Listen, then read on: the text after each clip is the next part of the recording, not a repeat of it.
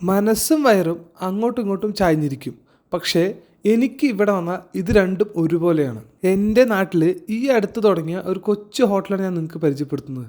ഇതൊരു ബ്രാഹ്മിൻസ് വെജിറ്റേറിയൻ ഹോട്ടലാണ്. Vegetarian food ഇഷ്ടപ്പെടുന്നവരാണെങ്കിൽ നിങ്ങൾക്ക് തീർച്ചയായും ഇങ്ങോട്ട് വരാം. നല്ലൊരു അടിപൊളി ചോറ് നിങ്ങൾക്ക് ഇവിടെ നിന്ന് കഴിക്കാം. നേരം വൈകിപ്പോയതുകൊണ്ട് എനിക്ക് കിട്ടിയത് രണ്ടാമത് വെച്ച പൊന്നേരിയാണ്. എനിക്ക് ഏറ്റവും ഇഷ്ടം ആ പൊന്നേരി തന്നെയാണ്.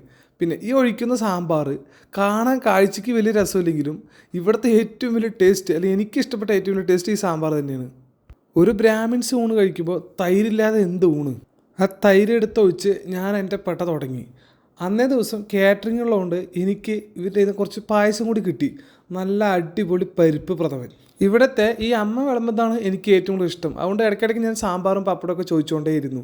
പിന്നെ ഈ ഒരു അച്ചാറിനെ കുറിച്ച് പറയുകയാണെങ്കിൽ എനിക്ക് അടിപൊളിയായിട്ട് ഇഷ്ടപ്പെട്ടൊരു അച്ചാർ, വടുവപ്പുളി അച്ചാർ. നമ്മുടെ പാലക്കാട് സൈഡിലാണ് കൂടുതലായിട്ട് കണ്ടുവരിക. പകരം വയ്ക്കാനില്ലാത്ത നല്ലൊരു ടേസ്റ്റ് ആയിരുന്നു അത്. ഊണിൻ്റെ സമയം കഴിഞ്ഞിട്ടും ചോറ് കിട്ടിയ സന്തോഷമാണ് ആ ചേട്ടൻ്റെ മുഖത്ത്. അത് കഴിഞ്ഞ് പായസം ഒഴിച്ച് അതിൻ്റെ മേലെ ഒരു പപ്പടം വെച്ച് ആ പരിപാടിയും കൂടെ അവസാനിപ്പിച്ചു. ഇവർ രണ്ടുപേരും കൂടിയിട്ടാണ് ഈ കട നടത്തുന്നത്. ഇടയ്ക്ക് സഹായിക്കാൻ മകനും വരും. എല്ലായ്പ്പോഴും കാണാറില്ല അവിടെ. കഴിച്ച് കഴിഞ്ഞാൽ ഇല എടുക്കുന്നത് നല്ലൊരു ശീലമാണ്. ഇടയ്ക്കിടയ്ക്ക് തിരിഞ്ഞു നോക്കും. ആ ഉണ്ണിയപ്പം എനിക്ക് ഭയങ്കര ഇഷ്ടപ്പെട്ടു. കഴിച്ച് നിന്ന് ഇവിടെ ഏതും അമിത വിലയായിട്ട് എനിക്കൊന്നും തോന്നിയില്ല. അത് കഴിഞ്ഞ് എന്നെ നാൽക്കാലികൾ താങ്ങണം, ഞാൻ വീട്ടിൽ വന്ന് ഒറ്റ കിടത്താം.